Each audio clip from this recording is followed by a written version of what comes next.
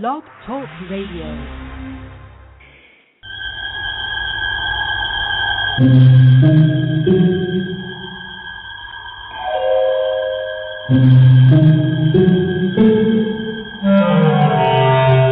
Archangels, ghosts, and Bigfoot. Oh my. It's just another night for Supernatural Girls. Real stories, real answers to life's biggest supernatural mysteries. And now for another exciting interview with paranormal experts from this world and others. Psychic medium Helene Olson and paranormal researcher Patricia Baker. Here are Supernatural Girls.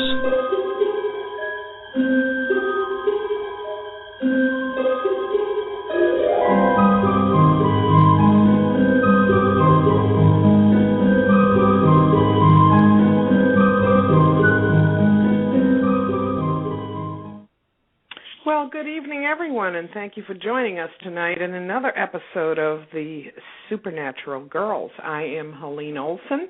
You can find me at my website, angelslighthouse.com, and today is Star Wars Day, according to my children, and I am here with my fabulous partner, Patricia Baker. Hello, Patricia. Hello, Helene. Hello to all our listeners. Happy to be here tonight with my most favorite person in the occult world, Lon Milo DuQuette. I just can't wait to talk to him tonight. This is going to be great fun.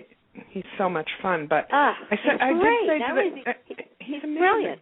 He's brilliant. He's funny. He's a great writer. He's just everything. And, you know, his wife, Constance, is absolutely gorgeous. And she looks like she's a teenager. Mm-hmm. So I don't know what her secret is, but I want to know. I want to buy that cream. So whatever it is, I want them. Magic cream for Constance. Yeah, she looks beautiful in all the pictures. Some kind of magic. Yes. It is. It is. Absolutely. But Patricia, you didn't ask me why today was Star Wars Day, according to my children. I was going there next. Why is it Star Wars Day? May the 4th be with you. Oh my gosh! I walked right into that one. Didn't see it coming. Well, I've had a long day. I've had a terribly long day. As you know, I was sitting in a town meeting. It was just enough to make you spell nightmare over and over again. And I'm so glad to be free of it. I mean, I feel like I was let out of jail. It's just a happy moment to be sitting here on the radio with you. And well, it's like 3D, right? Total immersion into everything that we don't want to deal with most of the time. It's exactly right. It's exactly right. And it's just I don't know why they can't make it into the 21st century in Massachusetts, why we still have to go and sit at these antiquated meetings with these antiquated formats. Just give me something on the Internet. I'll fill it out, send it in, done, you know? It's New England. We don't like change, Patricia. I would like some change with the town meeting. I really would. But, hey, I noticed on your website you now have some absolutely gorgeous bracelets. And I can tell you that when I went to the town meeting today, I had your bracelets on to protect me from negative energy, and they were.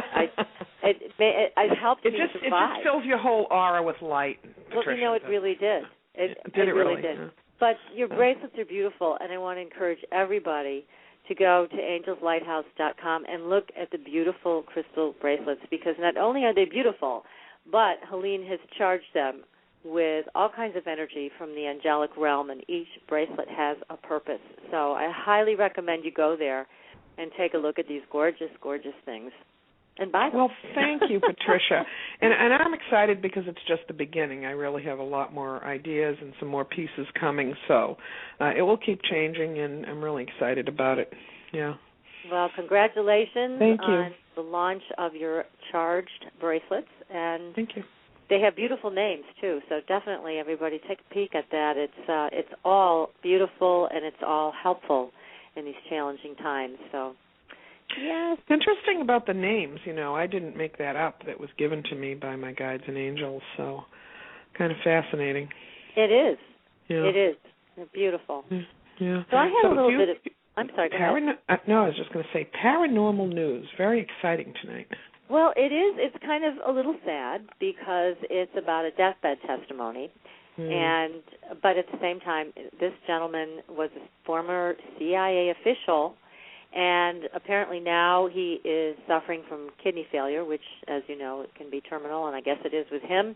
And seeing him in the video, it looked that way, which is very sad. However, he's coming forth, and he gave an interview on tape about his experience with Area 51 in Nevada and how he was allowed inside Area 51 to gather intel and report back to the president, who I guess was Eisenhower at the time. And there he described seeing several alien spacecraft, including the craft that had crashed in Roswell, New Mexico, and he and his superior officer were taken to the S4 facility southwest of Area 51, where they observed live extraterrestrials.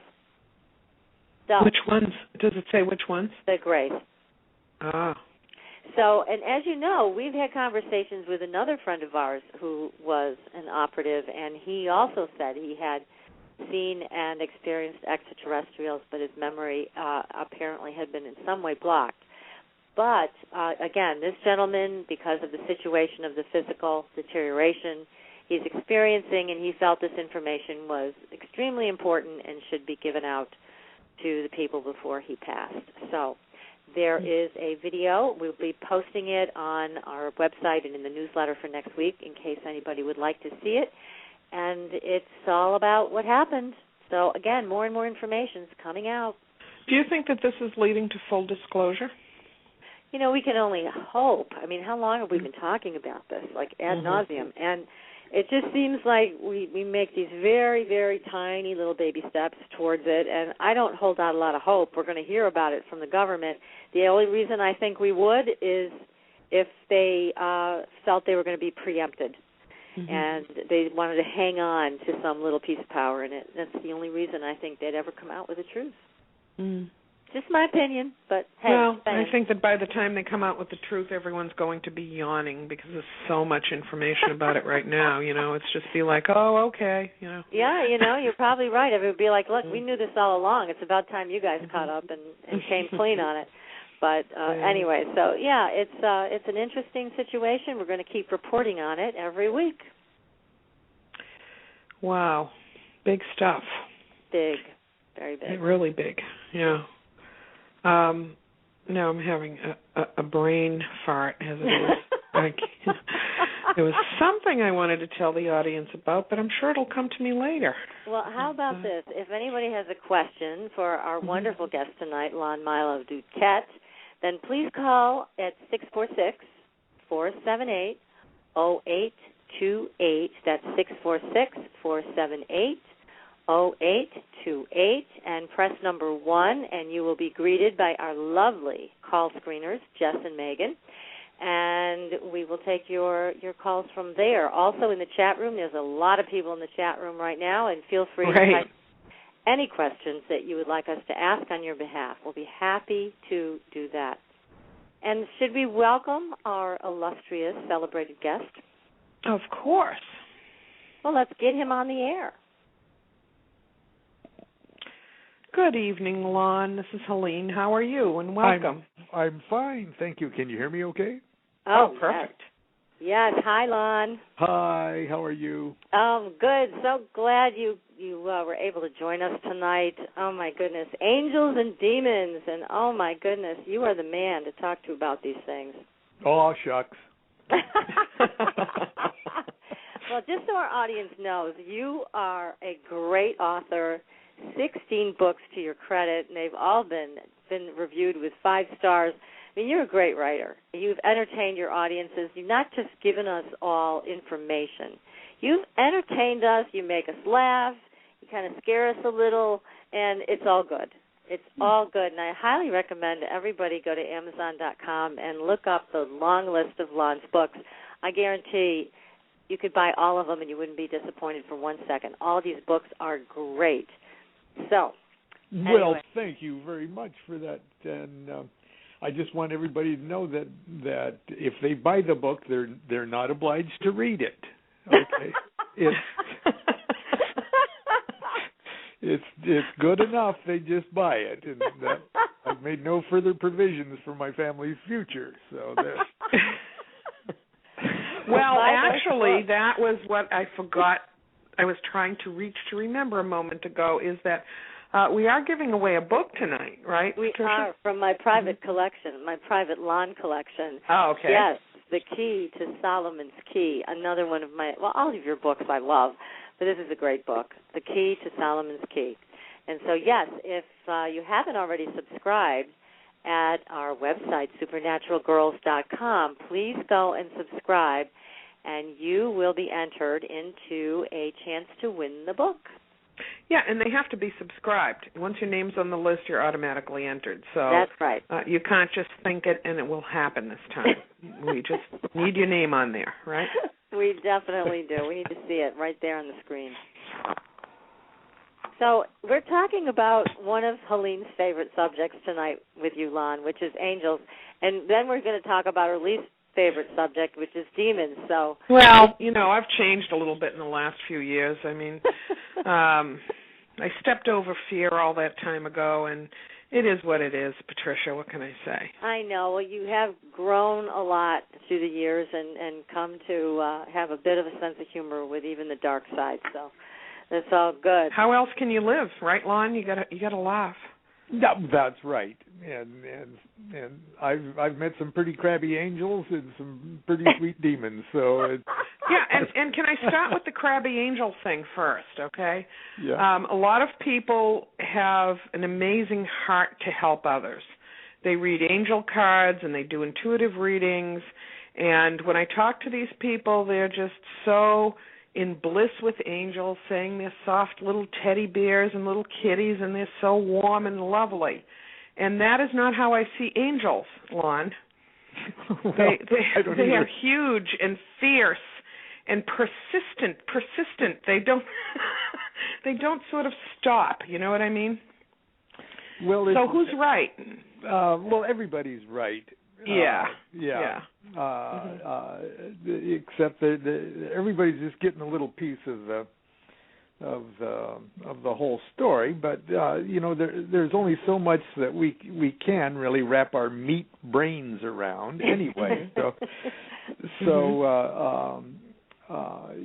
Sort of accept the truth of everybody's thing and make up your own mind to the extent that you can wrap your meat brain around. Well, don't you think? What I've come to understand is that everybody is getting the experience they're supposed to get. Oh well, I think that goes without saying. Mm-hmm. We're monads of consciousness. We're each of us are like a computer terminal to one great big network, and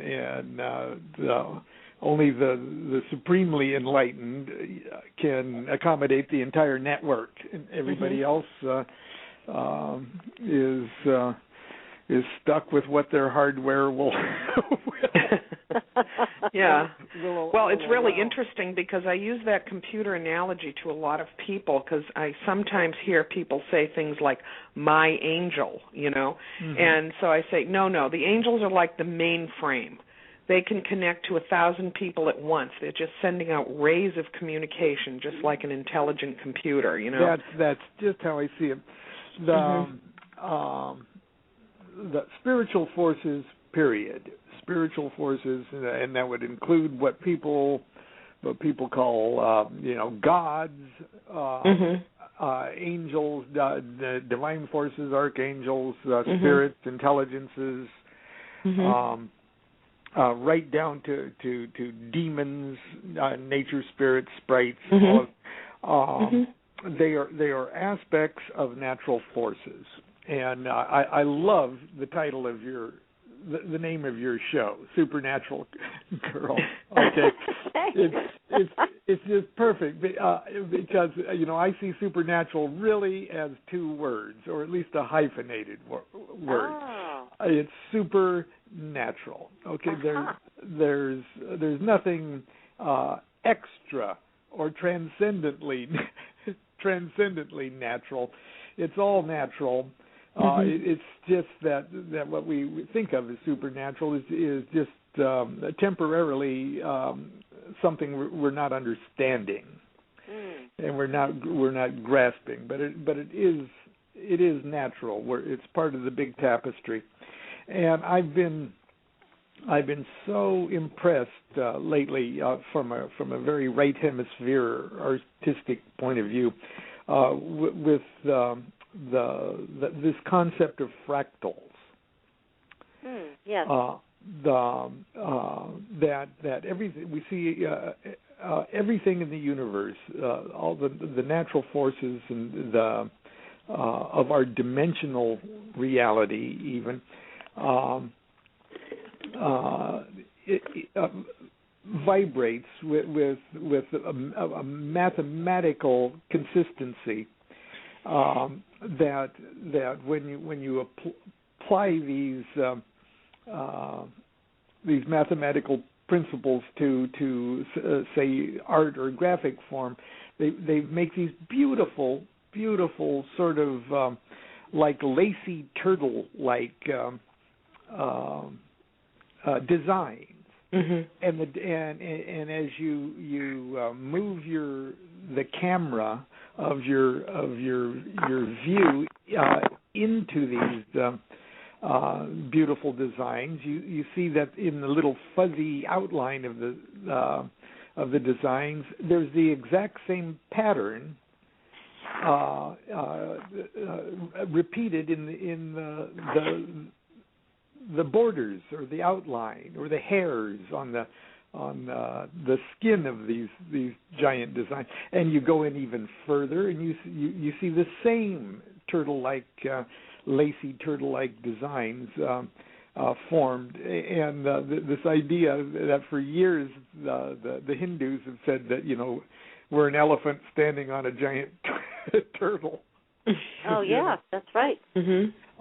But the idea is that the same pattern, that just the nature of our dimensional reality is responsible for these repeating patterns that when translated graphically show the same pattern repeated over and over again, smaller and smaller and smaller, and you back your camera up and they get bigger and bigger and bigger.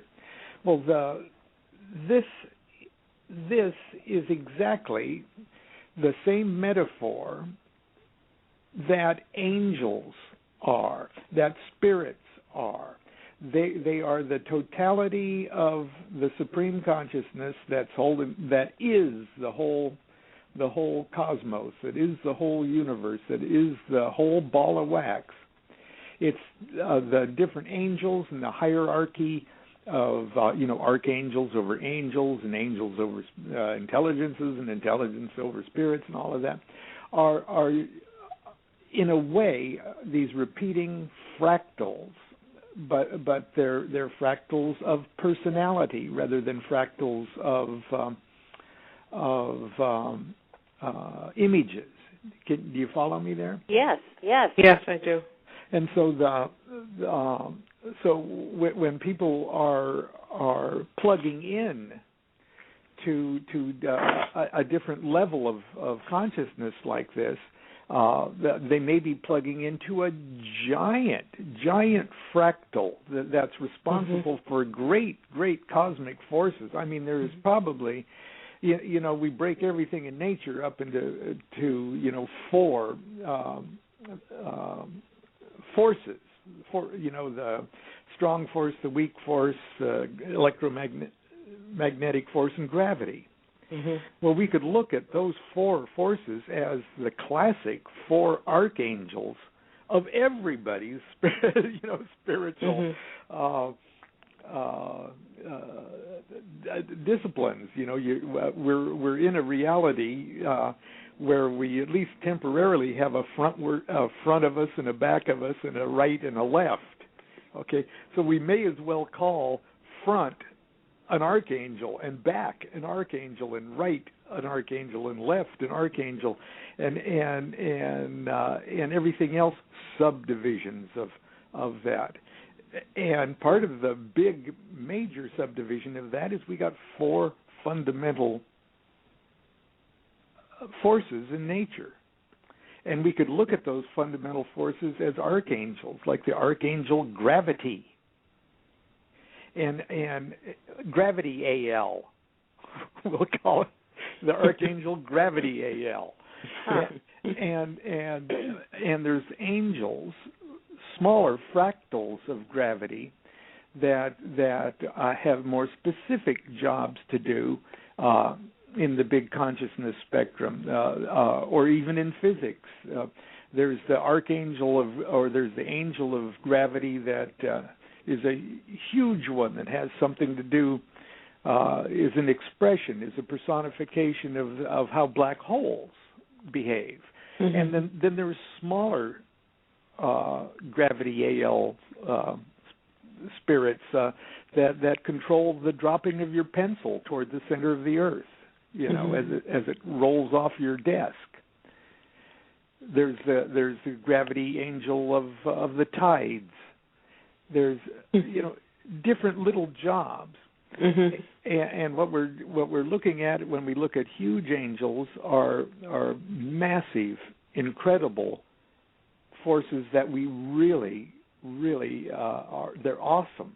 They're terrible, but they're not in and of themselves evil. But they can still eat you. Just like a black hole can eat you, Now, right. in your experience, which is vast when it comes to these entities, you said you've encountered some crabby angels. So can you tell us some stories about that? How did you know they were crabby? Well, they're crabby just because their job is so big that my particular interests are insignificant to its job. So it's kind of like you knocked on the door and the angel answered and you said, "Hey, I need a little bit of help with this," and they're like, "Oh, gee." Not you again. Right in line with that, several times over the years I've heard this phrase of, "We are not interested in your idle chatter." And I'm like, "You're right. I'm just babbling." There is. I'll give an example.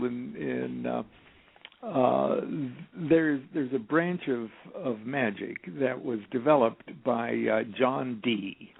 And he was the court magician and the court mathematician of Queen Elizabeth I. And in his, he loved his job as being her spy, but he wanted to spy for her by remote viewing. So, because it was a hassle to get in a boat and go. Especially in those days. Yeah, he got pretty tired of traveling like that, and so it from the point of view of a Renaissance magus, it wasn't unscientific to try to use magic to literally bug the courts of Europe to see what was going on, to gather intelligence. And in doing so, he stumbled, in a way. He stumbled on sort of a technique to access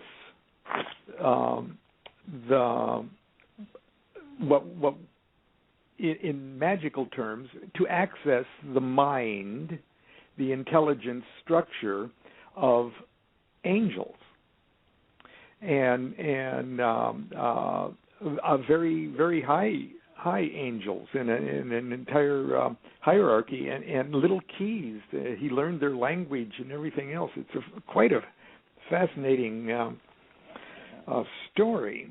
But many years ago, while we were just literally almost, we were older than teenagers, but we were very young magicians.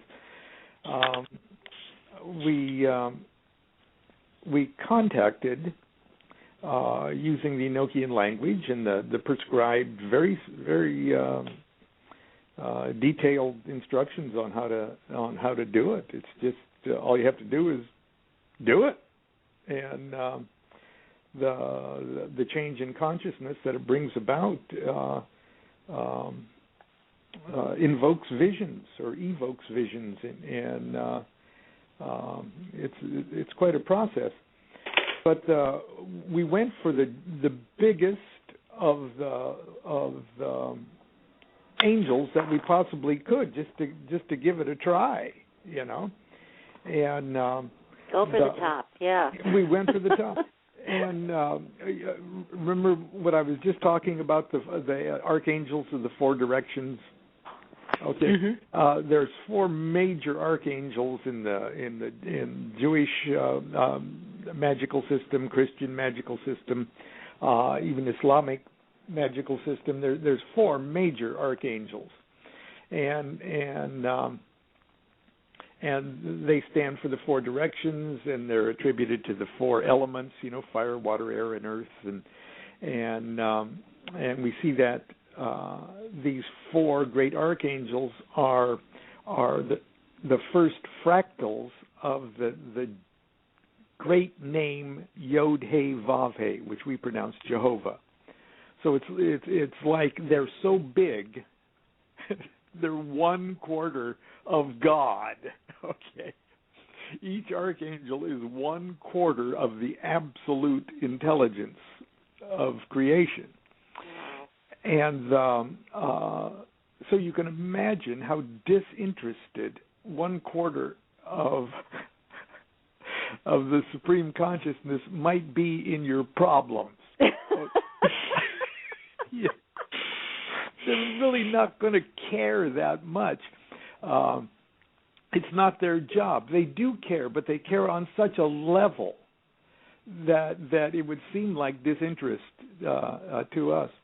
Well, the angel that we contacted at first would be like the equivalent of the first letter.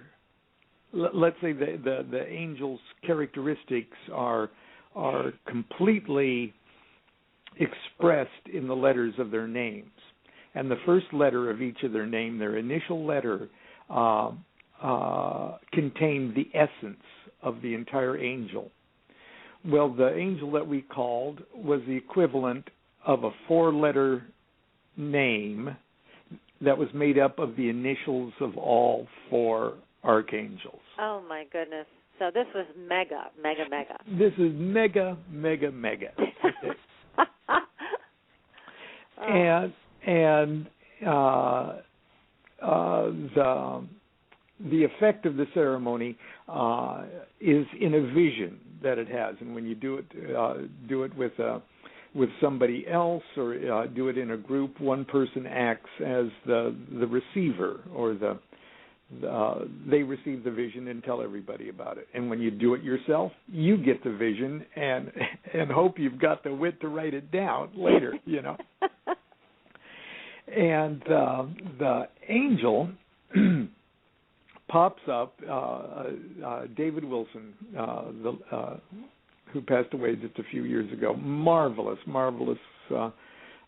seer, clairvoyant. It was one of his first ever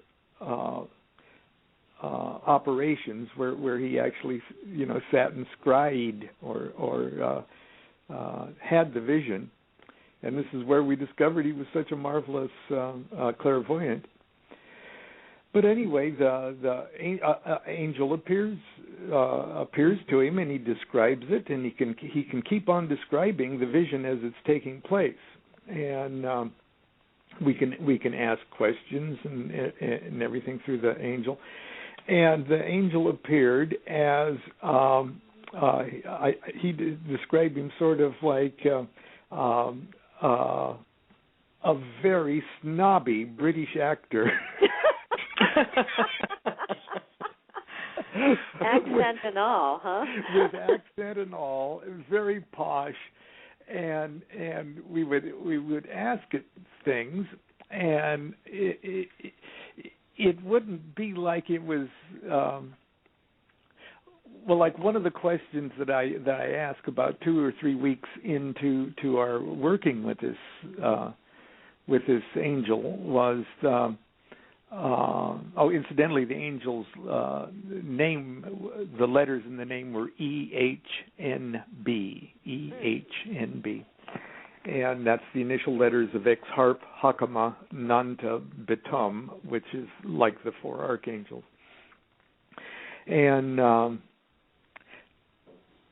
it was getting so. This angel seemed to know everything about everything because it was so universal in its intelligence. But the difficulty was trying to limit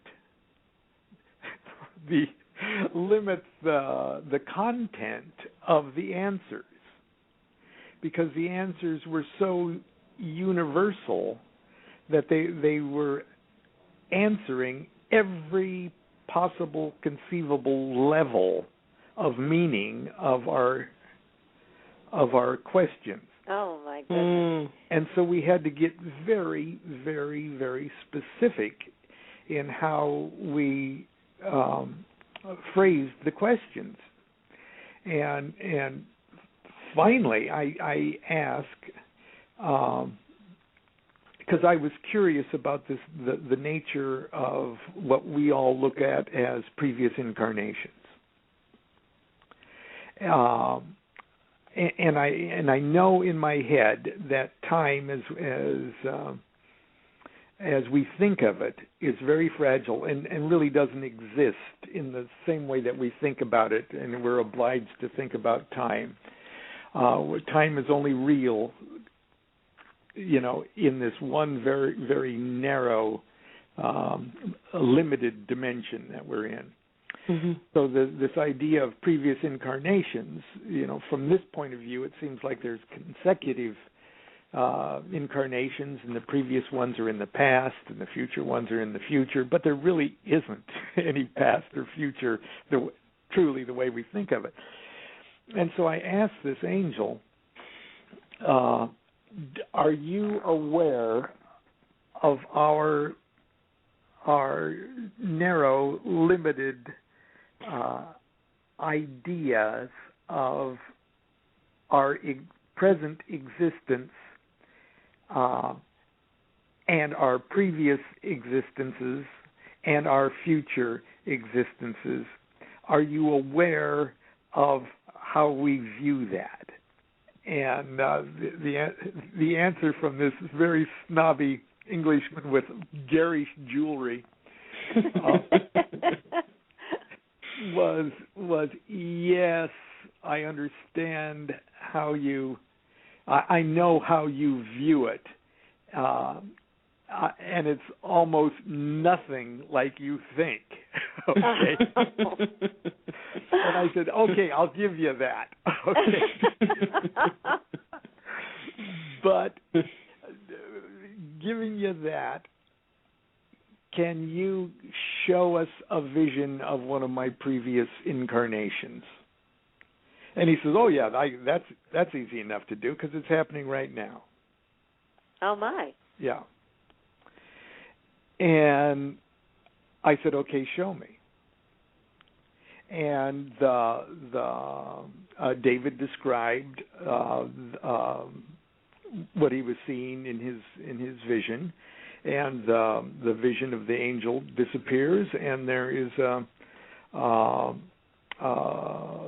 like another scene just opens up, and it's the rooftop of a flat building, a white stuccoed building, and that David can look out, and he said, I don't see very many trees. I do see what looks like telegraph wires or wiring on poles, and there's a wire strung across the street from the building that we're on the top of here, and it goes to the other side of the street to another building. And so he says it must be, at least 1870 something, because there appears to be telegraph wires. or telephone wires. And he says it looks like a Middle Eastern or a very arid sort of maybe a little bit bigger than a village, but not. It doesn't seem like it's a big town or anything. And he says, now I see people, and I see a bunch of teenage boys, and I believe this one is you, because he's pretty old, and he's already got a big mustache. Must be you, Lon. And so, and there's the boys are laughing, and I see a pole. It looks like a pole or a rod or something, and you're picking up the pole, and your friends are laughing, and you're walking toward that wire that's strung between the two buildings, and you're balancing the pole as if you're playing like a wire walker, and you're stepping out onto the wire, and you fall and you're dead.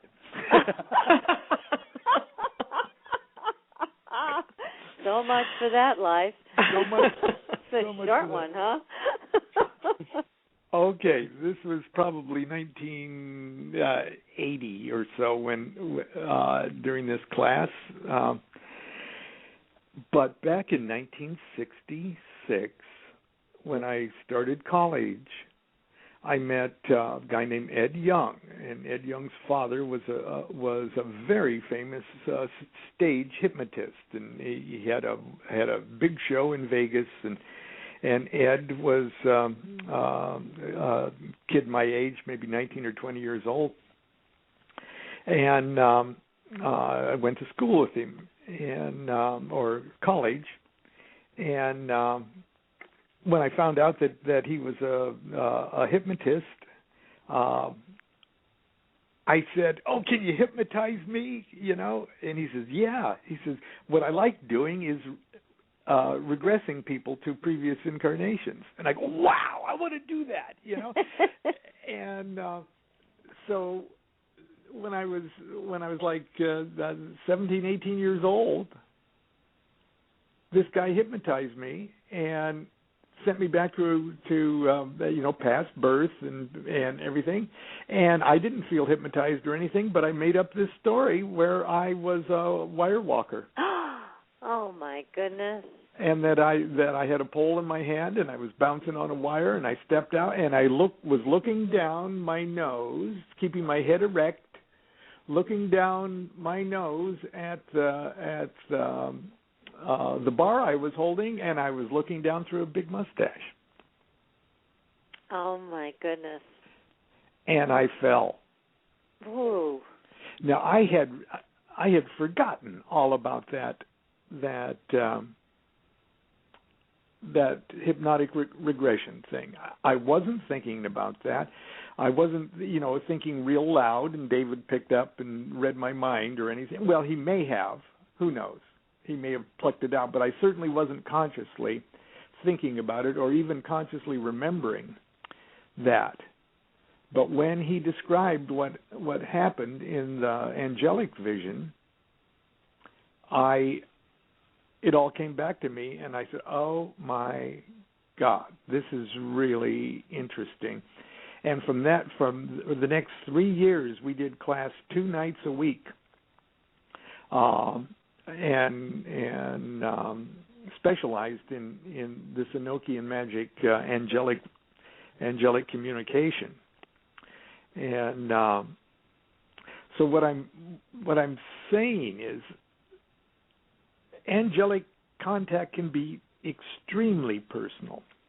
It can be extremely cozy and warm and fuzzy if that's the fractal you're tuning your consciousness into at any given moment. But it can be huge and dispassionate and disinterested in your personal coziness or comfort zone. If you're not tuned into that that level, if you're tuned into a huge, massive level that concerns itself with with universes eating each other, it's not really going to be very cozy. And it's not going to care about the fact that you might not be able to pay your rent. It's like that's just so insignificant, right, to a being of that size and stature. So so it's it's a very interesting explanation that you've just given on what communication with these super beings can be like. And now I have a question for you. With the Enochian group that you had, did you find that in contacting these super angels, these meta angels, was it easier to do that with a group, or is that something that you could have also done individually? Oh, the best way is to do it by yourself. Really? The very best way. The advantage of group working is you do it. How much stuff don't you do by yourself? Okay. Good point. Yeah. The advantage of group workings, at least initially, number one, you find out you live through it. Mm-hmm. Mm-hmm. You sort of support each other. You know that at the end of the evening, Constance is going to serve tea, and we're going to laugh at stuff. Okay. Right. You realize that you live through it, even uncomfortable things. You realize you're going to live through it, and as far as magic goes, it's almost like, oh, maybe I'll just sit and read about this stuff. Maybe I'll just try to understand it intellectually, and then I'll get some kind of illumination out of my education. And very often we replace this theoretical minutia with practical hands-on experience. The minutia only truly makes sense to you after you've tried and failed and succeeded and failed and half succeeded and half failed. It really takes practice. It's like everything else in life. And the advantage of group workings is everybody can see it in action, and we find out that we live through it. Mm-hmm. That's great. Gosh.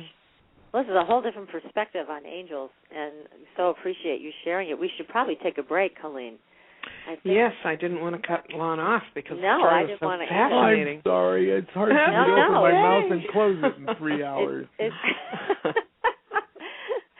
We're going to take a break. Everybody stay tuned. If you have a question for Lon, call 646-478-0828, and we will be right back.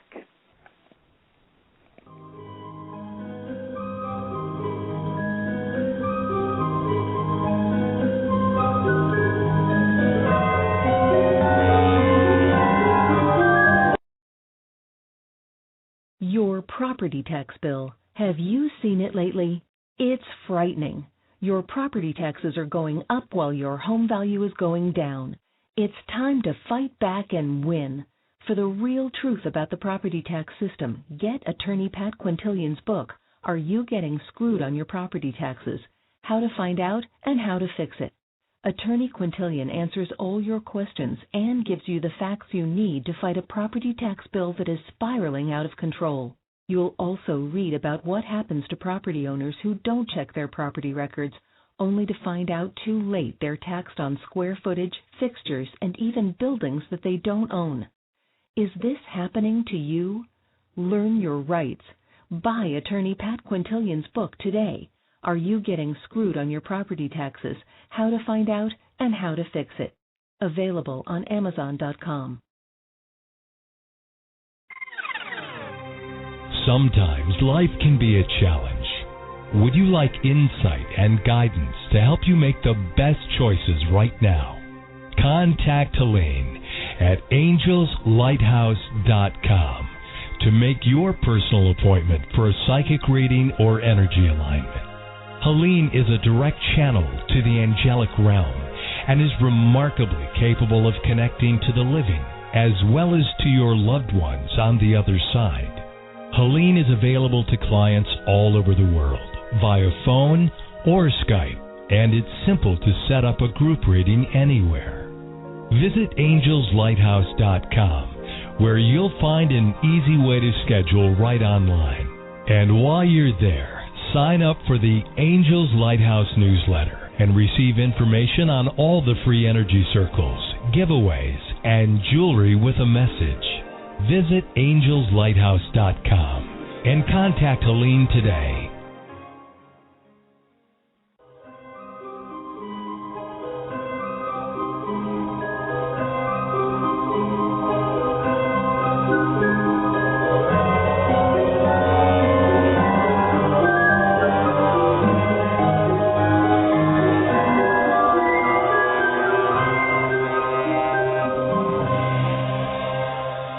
Welcome back, everyone, and thank you for staying tuned. If you have a question for our fascinating guest, Lon Milo DuQuette, please call 646-478-0828.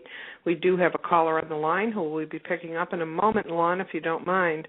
But I actually wanted to squeeze my question in here for a moment.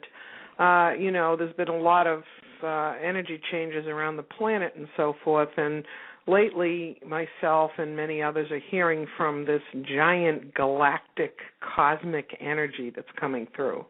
And do you think that they are angels or they're just intelligence, universal intelligence? Well, I think they're one and the same thing. Mm-hmm. So, and I have my my own opinions on the major, what I think is a major shift in human consciousness that's taking place right now, and the technical explanation of it, at least on one level, could definitely be described as coming in contact with a large transcendent galactic intelligence. You could certainly look at it that way. Mm-hmm. I think we go through cycles. I think consciousness goes through cycles in the same way as any other energy form has pulses that increase, decrease. I think our juxtaposition with other consciousness centers that we could, as from a physics point of view, say galactic centers of other systems and all of that. Mm-hmm. I think if we look at the literature of the Vedas, mm-hmm. and other very ancient systems that seem to have originated during a time when we were all a whole lot smarter than we are now. We can see in their mythology and in their imagery and in the metaphors of their language, which oftentimes deal with gods and the family squabbles of gods and things like that. We can sort of see this at play, or similar cycles mm-hmm. That humanity has, or that we have gone through before. Again, where I see everything as an aspect of consciousness. Even the quantum theorists or the quantum physicists are now just coming right out and saying on PBS Nova that the nature of all of this is consciousness, mm-hmm. and us being consciousness terminals, the relevance of all of this is reflected in us, right? Well, I have a big question for demons for you, a big question about demons. But what I'd like to do now, if you don't mind, is welcome Jacob live on the air. He's calling in with a question, Lon. Is that okay with you? Sure. Okay, great. Hi, Jacob. You're live on the air. Hello. How are you doing tonight? Oh, we're great. Fine. Hi, Jacob. Hi. Lon, let me just say I'm a huge fan of your work. I've yet to actually read your books yet, but I've seen a lot of your stuff and your music. Huge fan of you. Oh, thank you. Anyway, my question was regarding visions, and let me say this in context. I myself consider myself first and foremost a skeptic and a naturalist, but also with an occult leaning. And when people describe a vision, as you had mentioned, does it mean something literally coming into angel or demon or what have you, physically appearing in your living room, or is it something you see more with your mind's eye? I see it with my mind's eye. I've never seen anything except a physical person doing physical things in my physical living room. I don't even see holographic images or pixelated. Well, I've seen a couple of pixelated things, and I've been a little pixelated in my life. But I see That's it in wonderful. I see it in my mind's eye. But the caveat is that what you're seeing in your mind's eye is just as real as the physical flesh and blood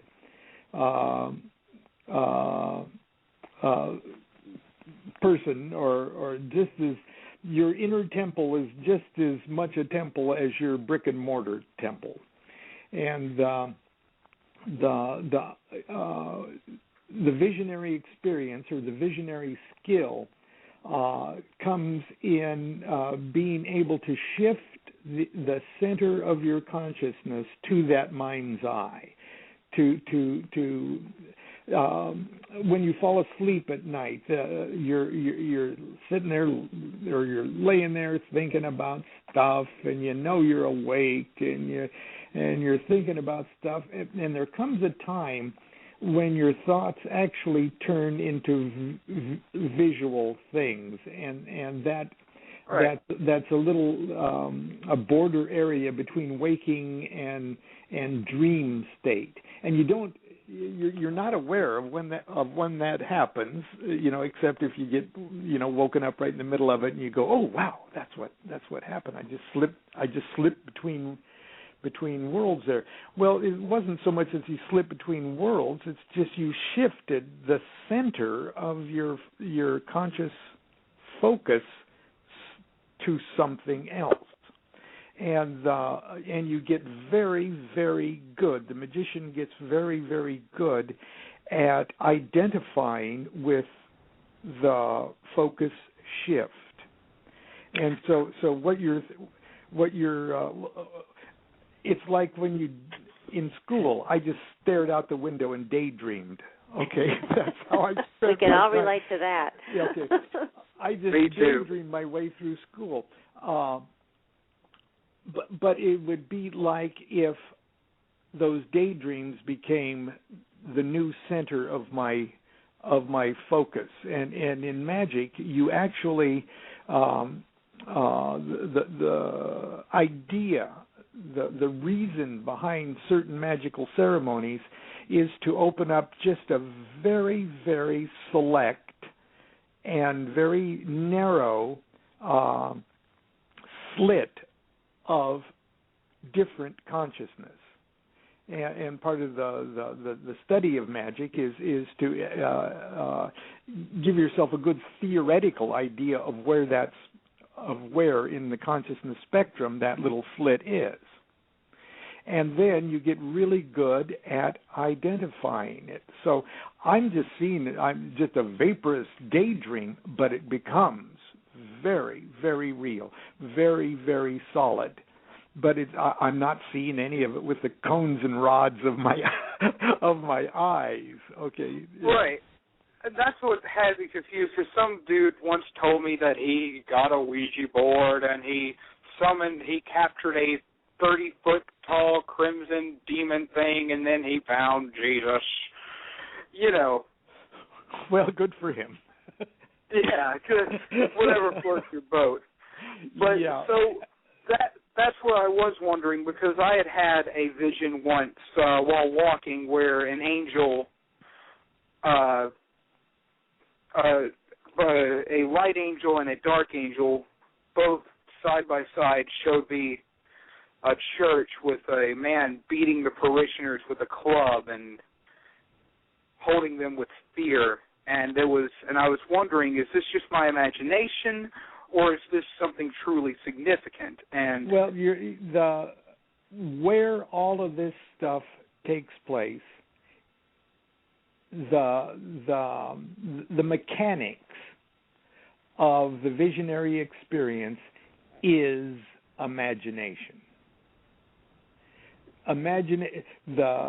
Your imagination is really the television set of visionary experience and magical experience.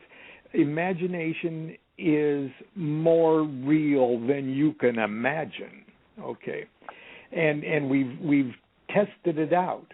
We've done little trial runs of imagination, but imagination is one of the biggest aspects, facets of consciousness that we have.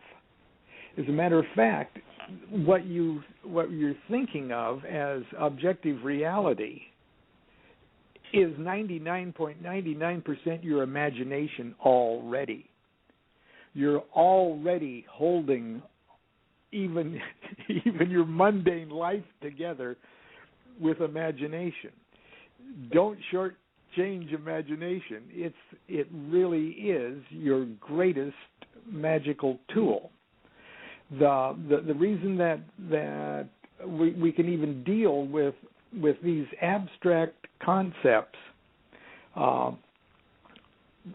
is because we can wrap them up in tight little accurate metaphoric packages called angels, spirits, demons, intelligences, and make them act as personages, because in reality they are personages. Okay, but we sort of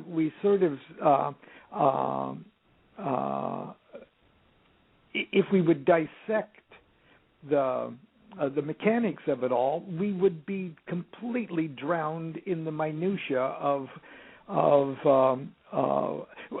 what's going on. A race car driver does not need to know exactly every movement of every part of his race car. He would go crazy. He would not be able to drive his race car if he was worried about every little tiny thing that was going on with the car. It would overwhelm him. Instead, he looks at the car as a giant metaphor, and he gets in and he drives the car. Well, the same way with magic. We would go absolutely crazy if we knew the minutia of absolutely every natural force in the universe and our own consciousness adventure. It would drive us crazy. But we can personify all of this stuff in a giant imaginative metaphor. And that the metaphor that we create, the imaginative metaphor we create, is far more accurate than anything that we could do if we dissected every little. Does that make any sense? Yes. Okay. It makes a lot more sense than I thought. Oh, okay. Well, thank you for the call, Jacob. Don't worry, you'll get confused again. Clarity doesn't last very long. Grab it while you can. Grab it while you can. Okay. Thank you so much for calling, Jacob. Thanks, Jacob. No problem. You have a good day. You too. You too. That was a fascinating question, wasn't it? It was. Perfect question. We've got the best listeners. They come up with these fantastic questions. They're all like they know the subject, and it's wonderful. So it is. Helene, I was very intrigued. You have a demon question for Lon, and yes, in I next do. It's hour actually, we should cover demons. Right? It's actually a two-part question, but I don't want Lon to spend a lot of time on it because I know he has so much depth of information. It's incredible. But my next answer will be short. No, no, you do. You're amazing, Whatever. Lon. But what I noticed in the past year or so, while all this light was coming into the planet and all the energetics were changing, was that my feeling about it and what I heard from angels and others about it was that all of this light coming in, all of these changes that they're trying to affect for our higher consciousness, all of this connection that everyone's making, was sort of like... yes, all this beautiful change is coming, but with it, it's bringing other things walking through that grand gateway, and also it's disrupting the energy of people who are comfortable, and so it seemed like demons and flying monkeys were coming from everywhere, and I was getting tons of calls, clear my house, clear my attachment, there's something ugly with me, you know? You're like right, yeah. Sudden flurry of just one call after another, take this away, take this away. What do you attribute that to? Well, just with the metaphor of light and darkness, when you turn on the light, or you turn up the light in the room, the parts that aren't receiving that light directly, appear in more contrasted dark. Okay. Yeah. Okay. So they're just being illuminated. And the idea that when there's an influx or a turning up of the higher frequency of consciousness, you can liken it to when you turn up the sound on a public address system, where you got a microphone and an amplifier, and you've got it set real nice. You got it set and balanced, and you've got your treble and your bass all balanced, so that when you go up and speak or sing into that public address system, it amplifies the sound pleasantly. Okay, but if you then would start to turn up the volume or the gain on that public address system, you're not doing anything evil per se. Not only that, but you're actually increasing the power and the light, and you're saying, well, if that little bit is good, this is better.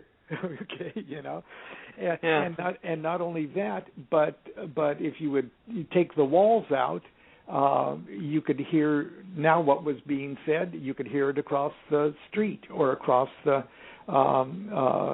town.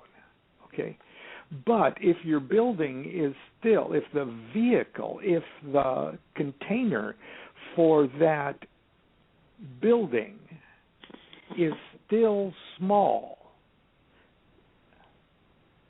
that sound starts to feed back.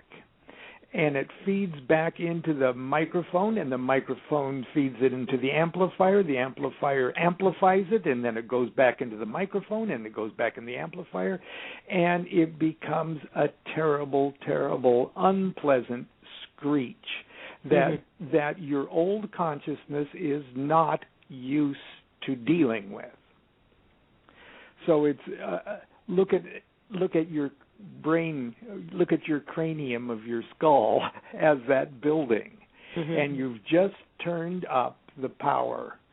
You've just turned up the amplifier, and you haven't yet learned to make your cranium bigger. Okay. And it's all focused. Okay, and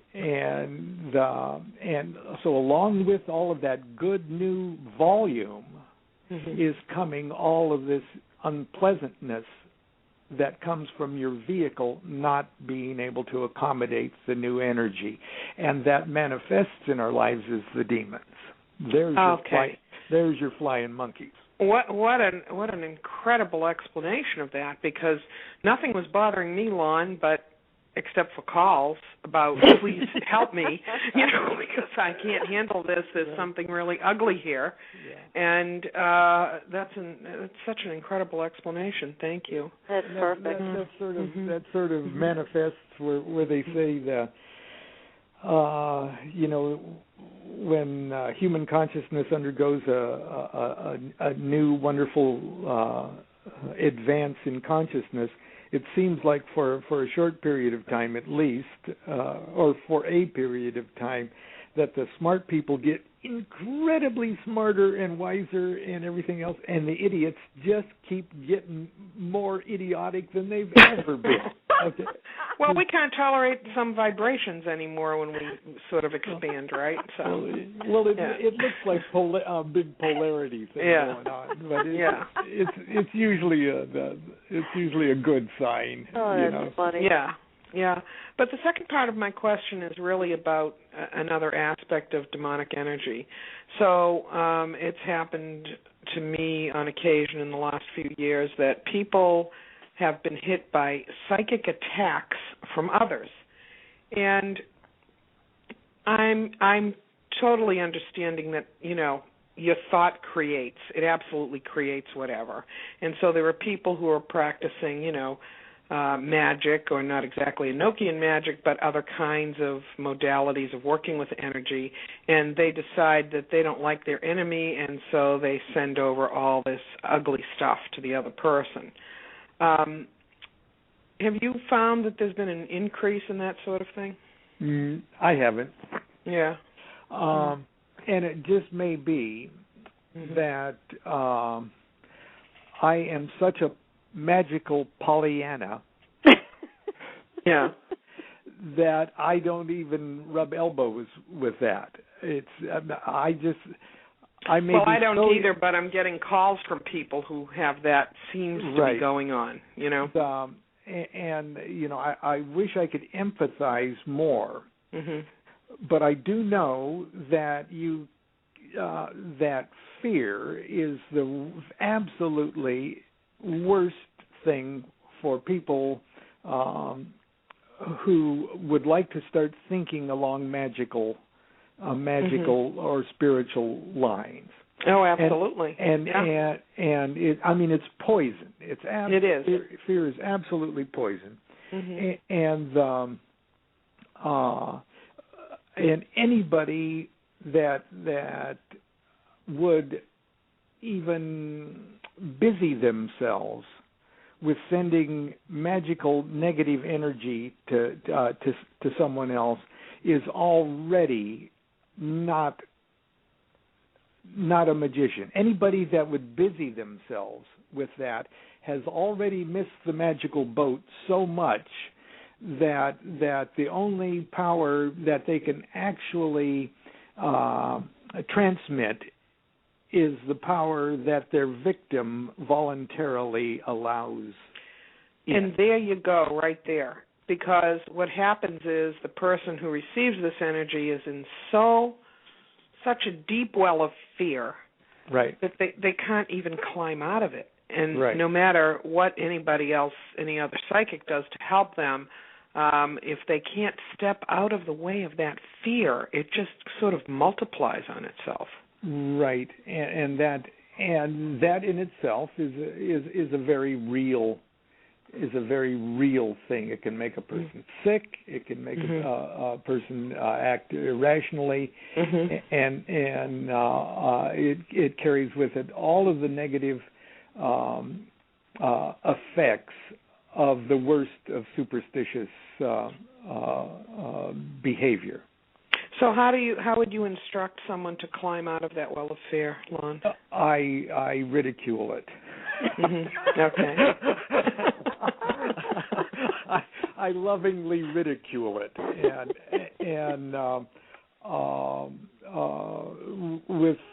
because I run into it too. I get phone calls too. Yeah, I'm sure you do.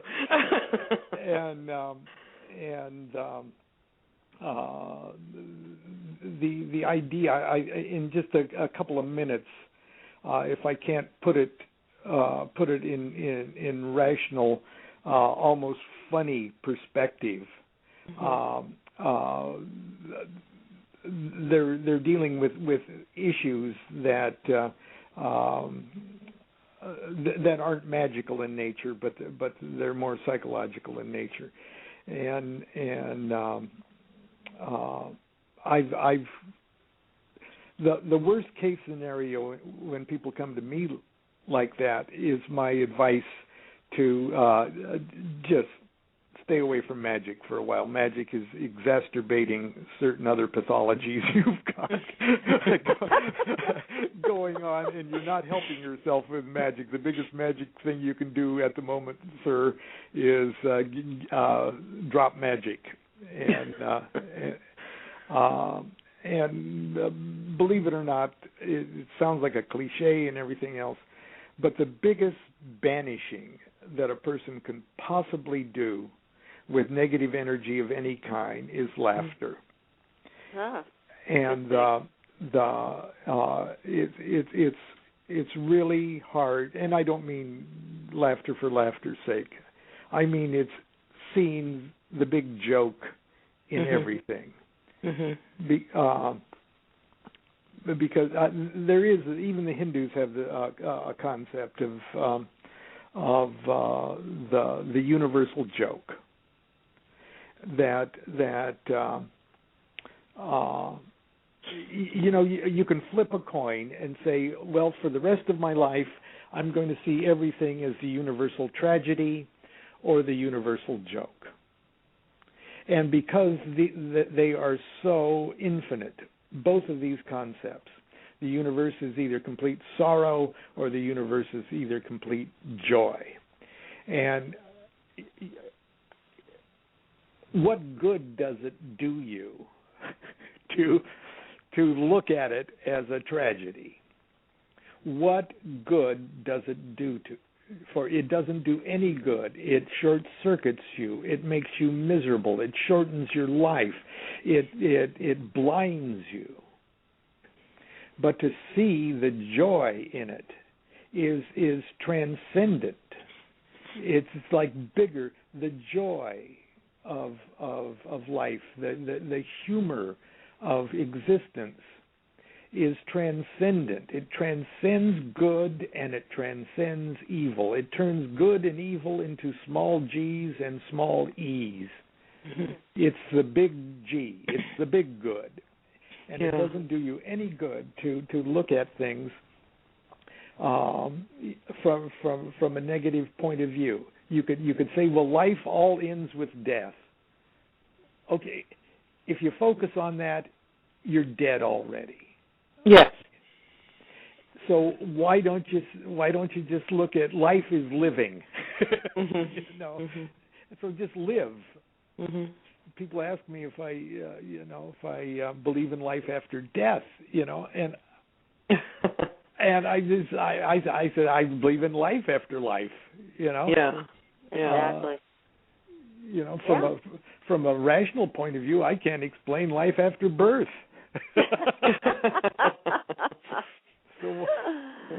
Exactly. That's a good explanation of it all. I've got a question in the chat room, Lon. I'd like to ask you. This is from Curb Stop Radio. They want to know: do many of the Christian and Jewish angels and demons have pre-Judeo-Christian origins? I would say all of them. Yeah. Yeah. I agree. Yep. That's a good question. That's a good answer. Yes. Yeah. The idea of looking at these fractals, and I'm just starting to use the word fractal on this show. Okay. Wow. We're honored. You drug out another thing that I'm going to just use till it's tired. The whole idea of the universal hierarchy of consciousness is these fractal angels, archangels, spirits, intelligence, and stuff. Really, we can see it in its written genesis with the Babylonians and the Sumerians and the Babylonians, and that's where the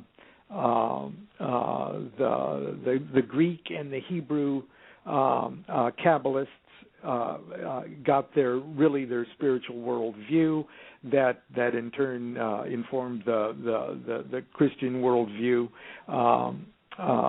Milton, the idea of fallen angels, paradise lost, all of that is from not from biblical sources, but from extra biblical sources. The extra materials rabbis have used for years, and the Apocrypha, such as the Book of Enoch and things like that. All of that is truly Babylonian and Sumerian in context, and so all of it has sort of pre-Christian things that they've just added new names to it. Well, we can see it very easily. An example of it with this rich culture of spiritual universe that was brought over from Africa with the slaves into the Caribbean and South America, and how easily these gods and spirits were transferred to the Roman Catholic saints. Right. Yes. So, I mean, we've seen it just right in front of us. We've seen it happen. It just with ease. How easily these concepts can just take on the trappings of a new religion because of whatever expedience is required for them to do so. So they can be co-opted quite easily, right? Absolutely. Yes. Yeah. Interesting. Well, I think it's time for another break. I'm sorry darn. to take it because this is just incredible. This is great information. Mm-hmm. Yes, and everybody stay tuned. We'll be back in just a few minutes.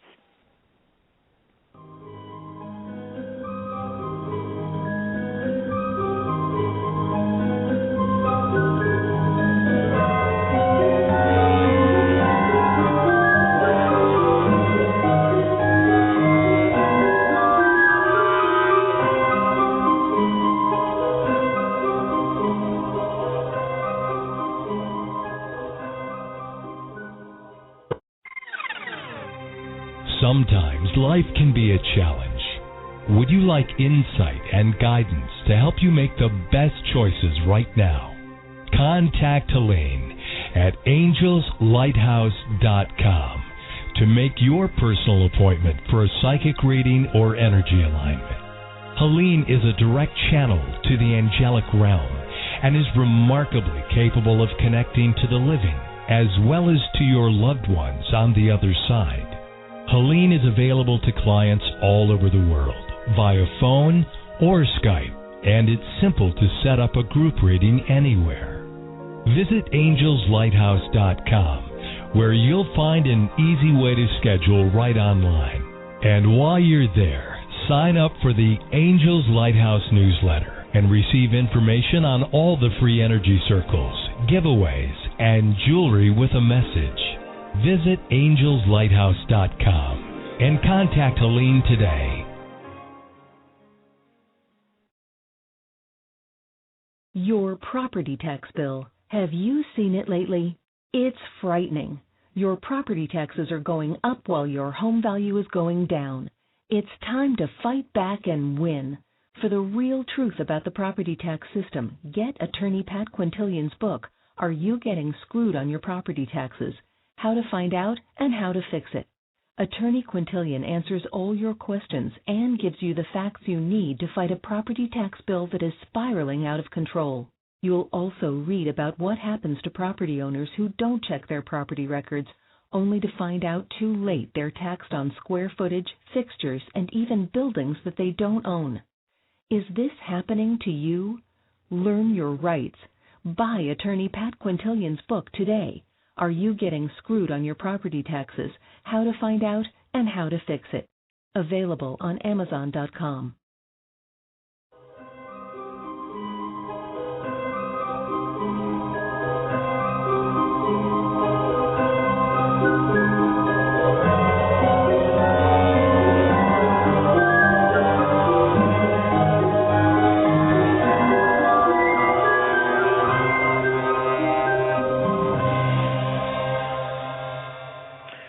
Welcome back, and thank you for staying tuned. I'd just like to take a moment, Patricia, to thank the Blog Talk gods for allowing this show to be absolutely clear tonight. Yes, thank you, Blog Talk gods. Although I'm noticing that the chat room's having some problems. People are getting bumped out there, so apologies to everybody who's been trying to communicate with us through the chat room. But but anyways, it's good to thank Blog Talk gods. And well, we're on the air, I hope. So we are, I hope. Yeah. Somebody's listening, I think. Yeah. But, hey, Lon, you've got a really interesting workshop coming up called Love Your Demons, Love Yourself. Is that the name of it? Right. I'm doing it with T. Thorne Coyle. If any of our listeners are familiar with her incredible work. We did like a 90-minute preview of it at PanseaCon, the big convention in San Jose back in February, and so we're really looking forward to this one too. And in a way, it's an all-day seminar that has takes a very hard look on what one's personal demons are and what they are not, and a look on how we should deal with them in overcoming our own life challenges. So. Yeah, well, what I love about what you wrote here is that where you say, whether we think they are out there or in here, we all have to deal with our demons, or they will deal with us. I love that, and it is so true. Yeah, yeah. People, I've written a couple of books concerning. Solomonic magic, the named after King Solomon, that raised and conjured demons to help build the great temple of God. In other words, he used demons to do something very holy. And that's and another name for that is Goetia, Goetia, or Goetic magic. And I've, as a matter of fact, the book that you're giving away today, The Key to Solomon's Key, is a good half of that book deals with the practice and the technique. It's a how-to book for Solomonic magic, if you want to do that. Yeah, it's a great book. Again, fabulous book. I recommend it highly. And yeah, well, and again, see, I remember when I worked for Robert Monroe from the Monroe Institute years ago, and you know what he did with sound and training people through the binaural beat to be able to have a different point of consciousness that would be outside of their physical body. And he always used to say, the only thing that people have to be afraid of out there is themselves. That's right. It. It's themselves.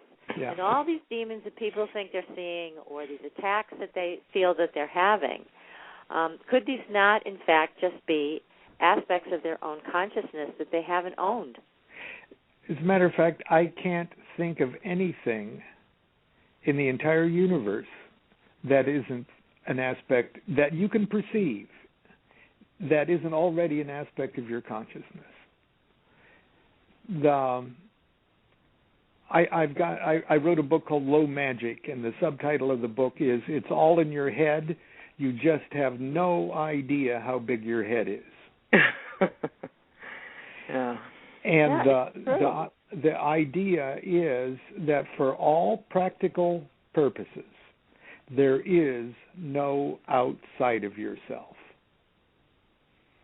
And we already know that our consciousness, although it might be centered in our meat brain and our meat nervous system, still transcends our bodies and our brains. We know our mind, if you want to call it that, is bigger than our physical bodies. We know that consciousness is a bigger thing. I mean, they've done autopsies on people that had been walking and talking and functioning, and they do an autopsy and they see that there hadn't been enough brain in there to move an amoeba. Wow. Something else is going on. And the Kabbalists have this marvelous way of looking at human consciousness and breaking it up into four major sections. And the first one they call the Nephesh, which is the animal soul, which may as well be our physical bodies and our physical nervous systems and our brains and everything. Then right behind that is our intellect, okay, which still may have its it may be plugged in to the animal soul, but it is something in and of itself. It's our imagination. It's our thoughts. It's our intellect, and just behind that is really more what we truly are. Okay, and it's called the neshama, and they call it the soul intuition. And the neshama in all of us is something that is not limited by space, and it's not limited by time. In my opinion, the phenomena of a mother waking up in the middle of the night when her child way maybe on the other side of town or the other side of the world has just been in an accident, say. She wakes up and goes, "Oh my gosh, my child something bad has happened to my child." Okay, it really does happen. It's so common that you can't even get an article in Fate magazine published about it. Okay, it just happens. It happens a lot. Okay. Right. Now, if that child would have been on the moon, Mom would have got the message at the exact same instant. And if that child had been 50 light years away on another planet, in another galaxy, the mother would have got the message right away. I can't prove this, but this is where I'm going with this. If the child was 80 million light years away, she would have still got the message. Now, it wasn't that the child sent a message faster than the speed of light. The child didn't have to, because no matter where that child goes in the universe, the child will never escape the mother's neshama. That's how big our neshamas are. I mean, you're on the East Coast and I'm on the West Coast, and the three of us are wallowing in each other's neshama right now. Okay. Wow. Okay. I had no idea. It's like our neshama is like the wall-to-wall jello of the universe, and we're just like floating pieces of pineapple in it. Okay. And the neshama is that part of each of our souls that is not restricted by time or space, neither is there any end to it. So that means that there is no outside of ourselves. It's all internal. So it makes it very powerful when, for example, if people signed up and did this workshop, which is going to be Saturday, May 11th, and you can go to Lon's Facebook page and read all about it and sign up there. The cost is all there, and space is limited. So those who are interested in the Oakland, California area can definitely attend if they'd like. And you know, what I like about what you're I'm sorry, go ahead. Did you want to say something else about space? No, I was thanking you for the plug. Oh, well, of course, my pleasure. But I know that people can really benefit by doing a workshop like this, because part of what you're also talking about with this tie-up of this vision that we have of something outside of us is attacking us and it's a demon, and I mean, that's basically, if I understand this correctly from what you've said here, is it's power that's bound up in a certain way, that's taking on a certain form that we need to own and find a way to work with that is going to be positive. Is that correct? That's absolutely correct. I wish I would have said that. Otherwise, because you said it better in two sentences than I've been trying to say for all night. Yes, well, absolutely. Thank you, and you're welcome to use that. Okay. I give it freely.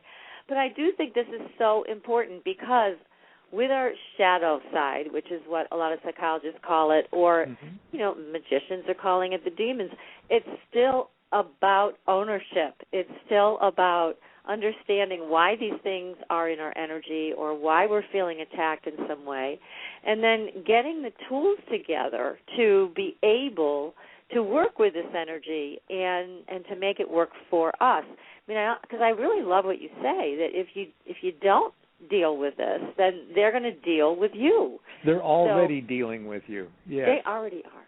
Yes. Yeah.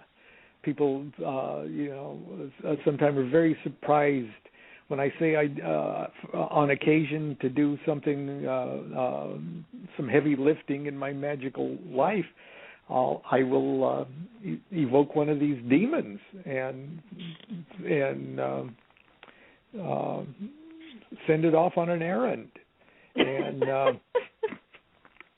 And they say, how, you say that you're dedicated to the great work, and you seem like a nice guy. But you have a demon errand boy? But you got a demon errand boy? I don't get it, And I said, well, the thing is, it's not that I'm doing this because I want to deal with the demons. It's just I've got a problem because the demons are already dealing with me.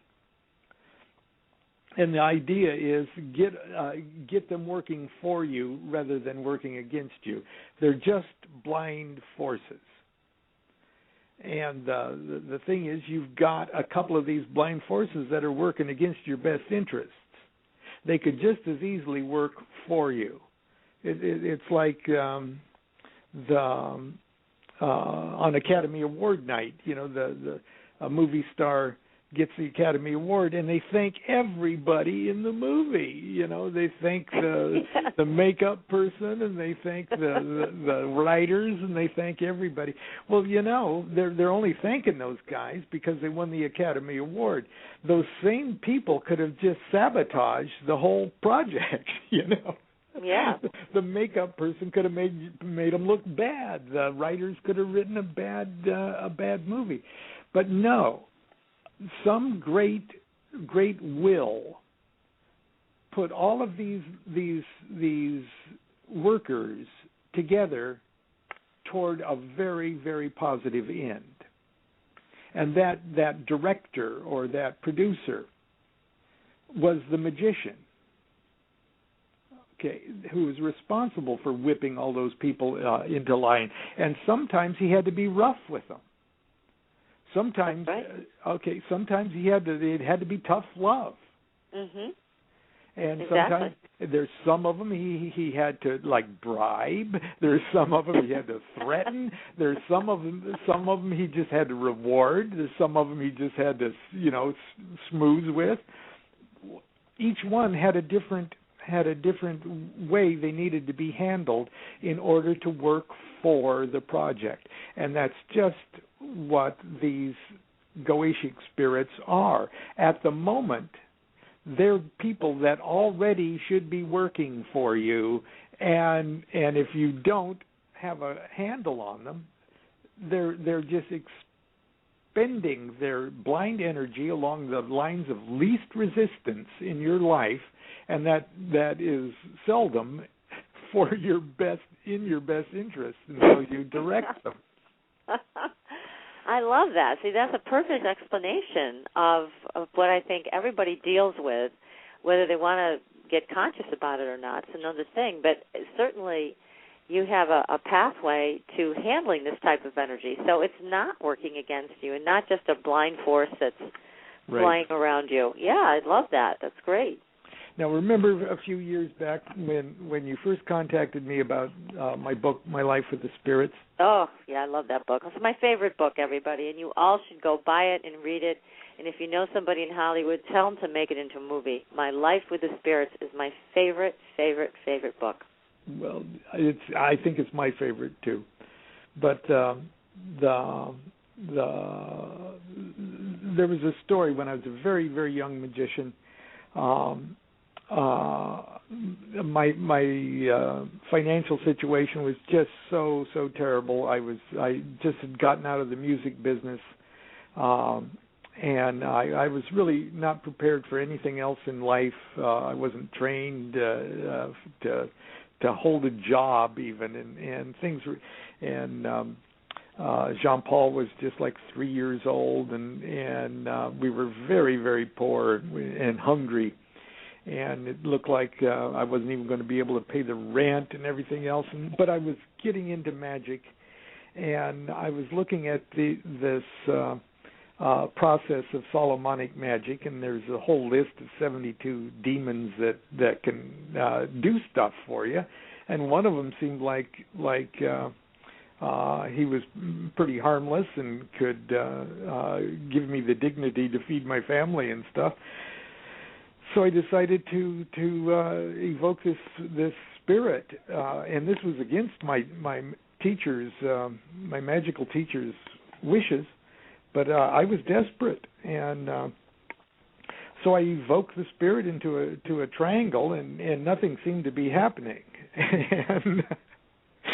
and I evoked it again. I did everything I was supposed to do. I thought, I was treating it like it was a recipe, like I was going to make a apple tart or something. And when nothing happened, I just sat down in the circle and had a little nervous breakdown. And I started to beat myself up. I started to say, "Well, you're just a loser." Oh. I said, you give up a career in music, because you can't really, you don't really have the discipline to pay your dues or the self-discipline to not overdo the excesses of that lifestyle. You got a beautiful wife, you got a beautiful kid, and you can't even feed them. And then I went back in my mind and I started to replay all the things in my life ever since I was a little kid where I seemed to snatch defeat out of the jaws of victory.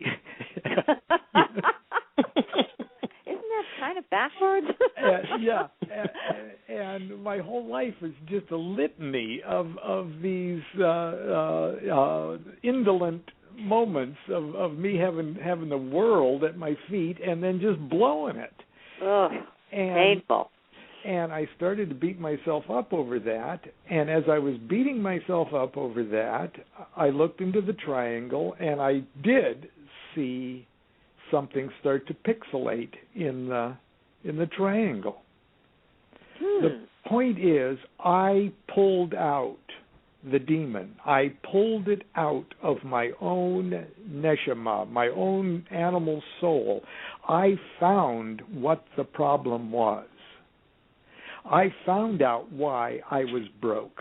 I found out why I couldn't feed my family. I found out why I was in that position that I was in, and it was my fault.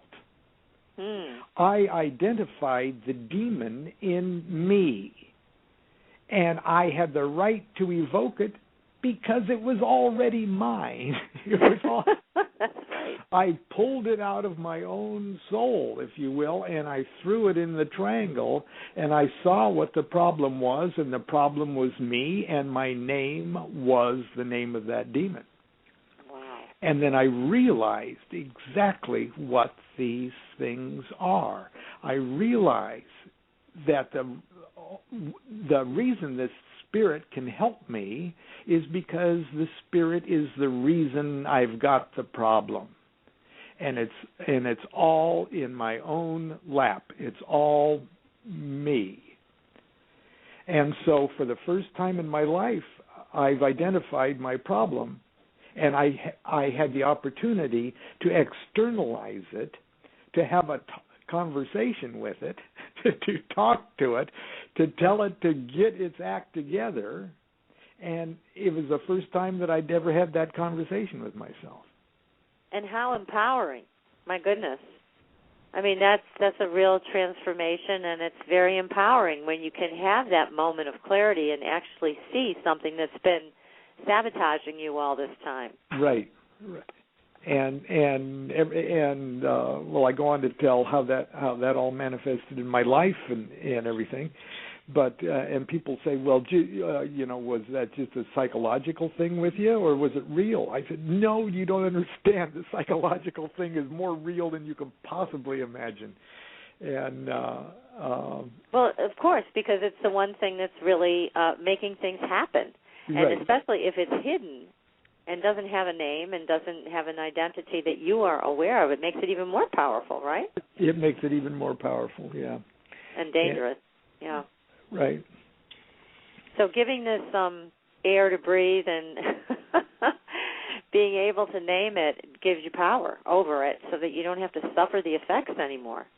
Right. And in your own way, fixing it, putting it to work to help you rather than to half the time working against you is, in a sense, redeeming the demon.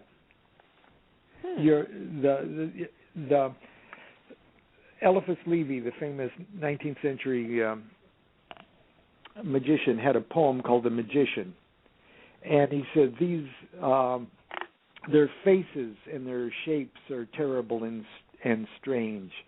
These demons, by my might, to angels I will change. Oh. And that's what you do. As you are enlightened, you raise the spiritual status of your demon.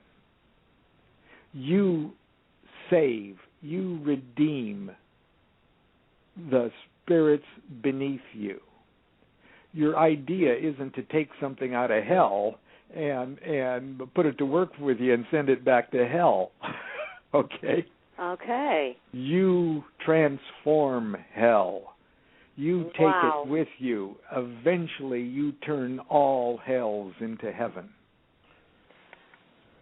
That is, this is like, my mind is spinning right now. Can you tell? It's so profound. I mean, really. That is. Yeah. That's a wonderful, wonderful statement that is just, it's touching me from head to toe. That's what you just said, Lon. That's amazing. I love it. Well, it's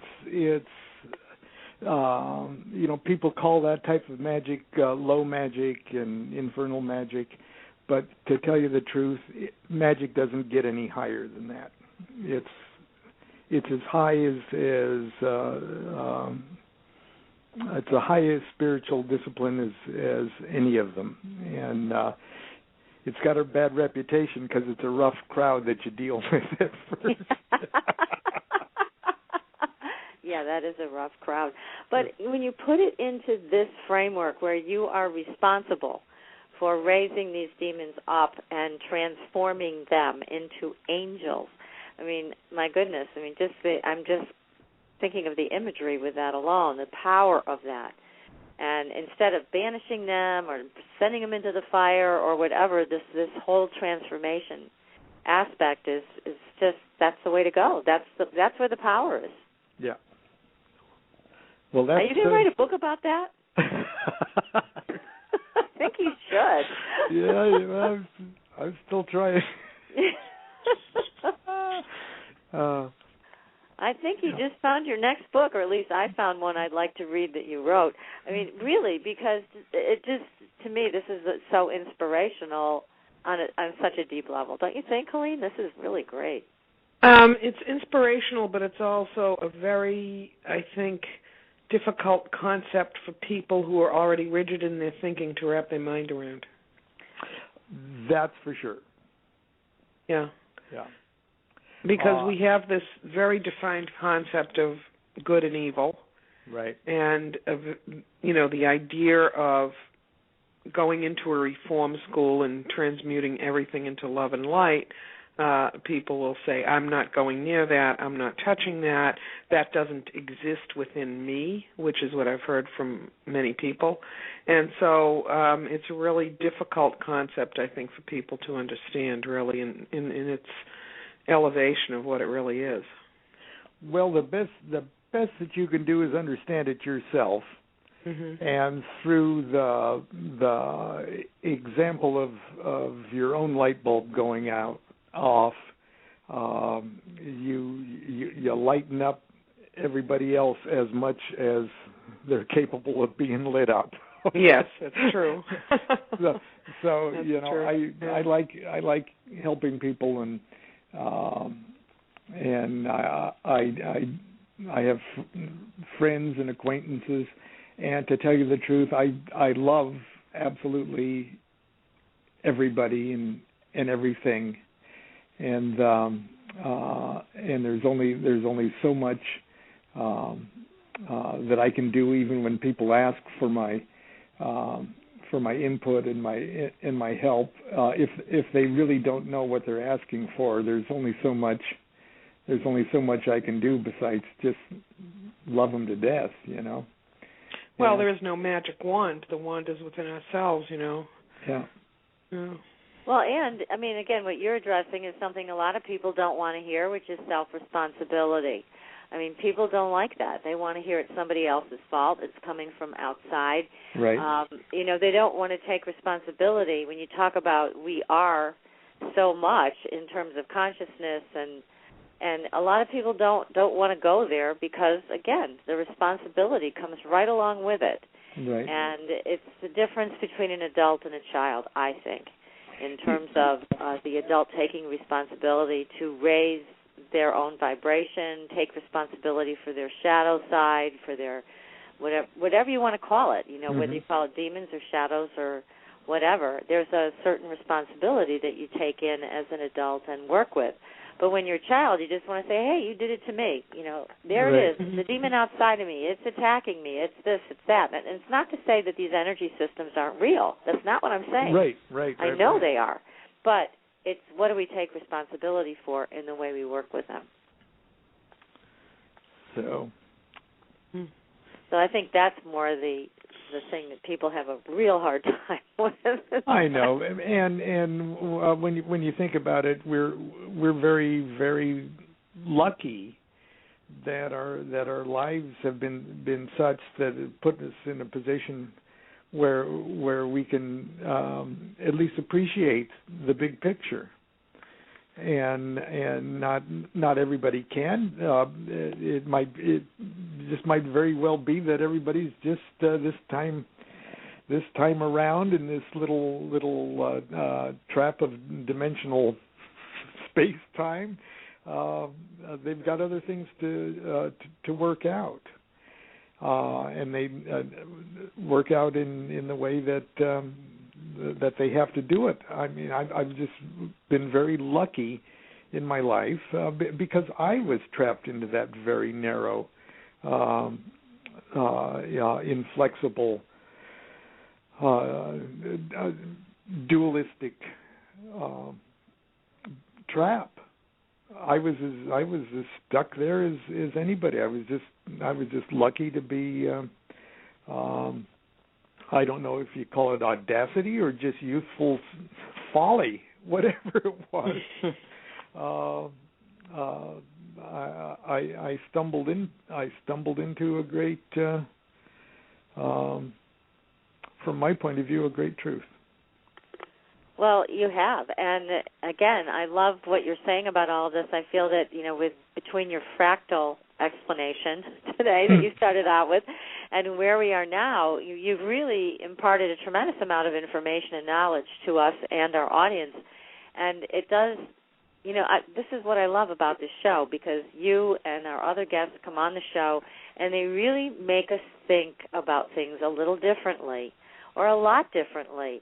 And it gives you the room to explore many new approaches and perspectives to what we think our reality is.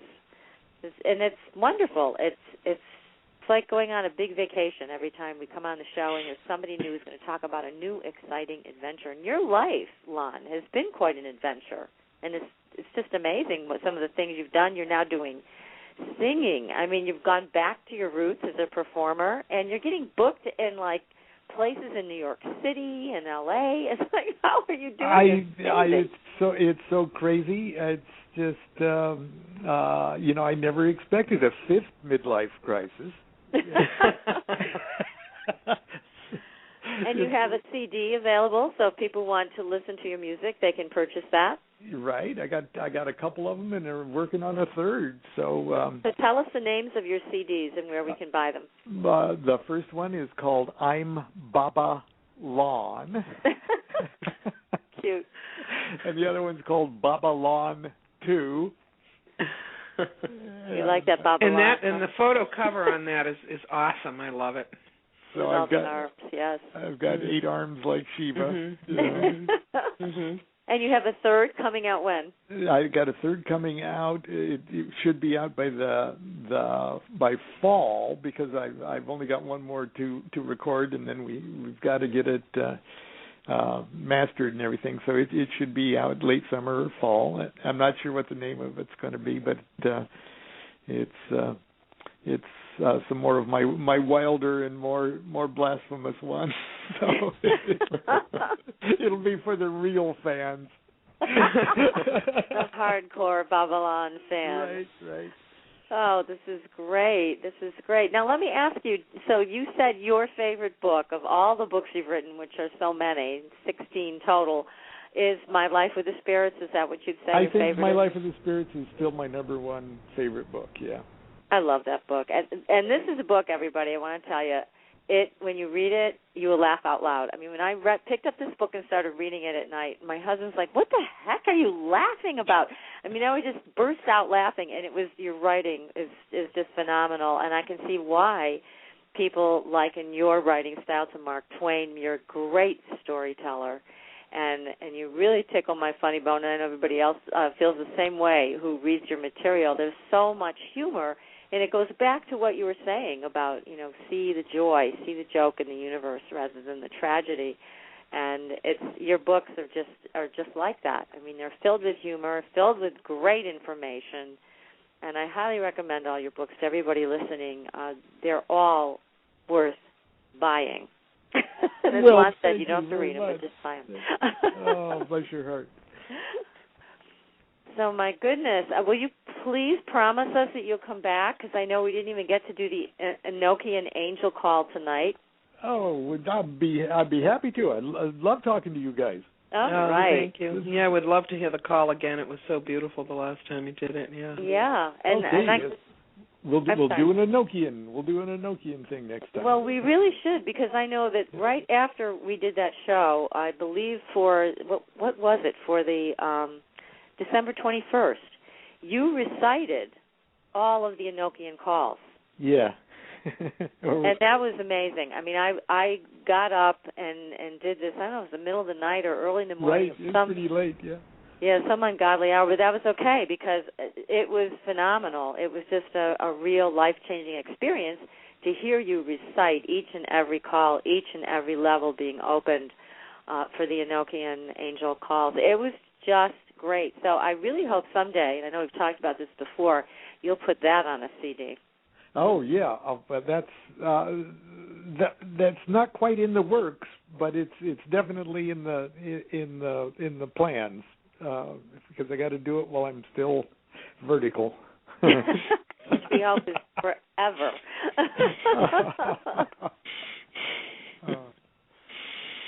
What a wonderful evening this has been, really. Hasn't this been great? And thank you so much, Lon. You just imparted so much wisdom to everybody who is listening and everybody who'll download the archive. It's just incredible, and I can't wait till you come back to do the calls again because they were awesome last time.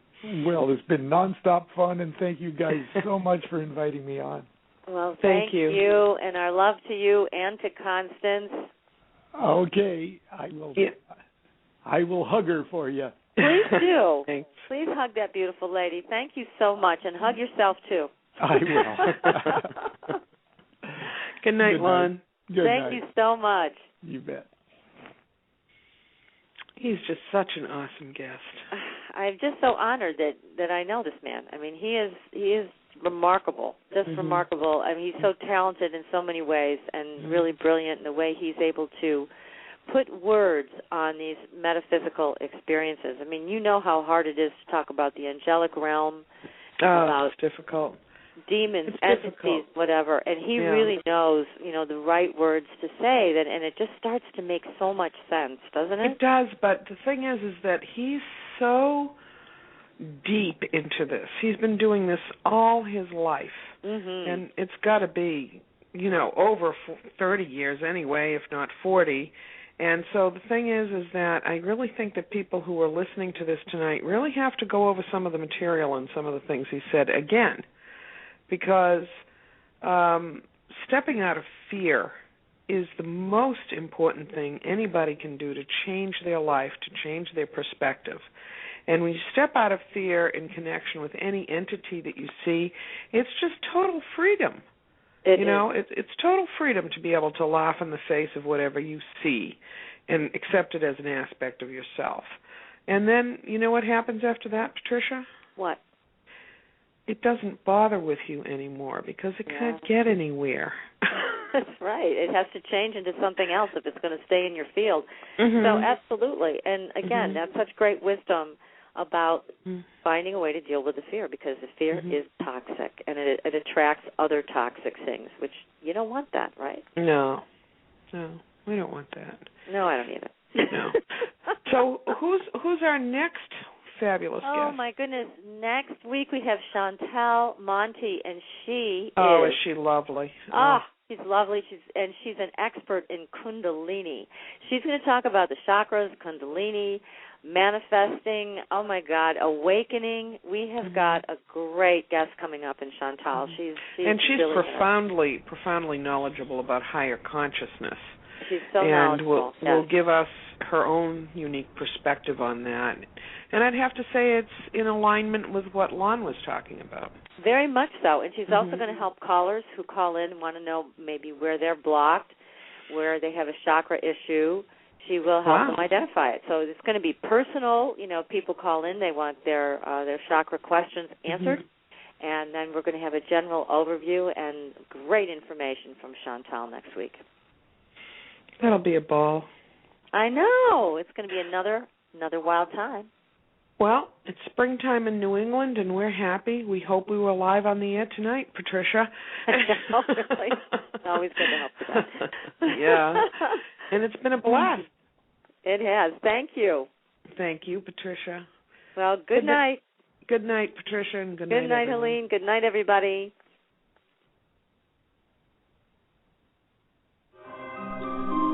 Thanks for listening. Tune in next week for another radio adventure with Supernatural Girl.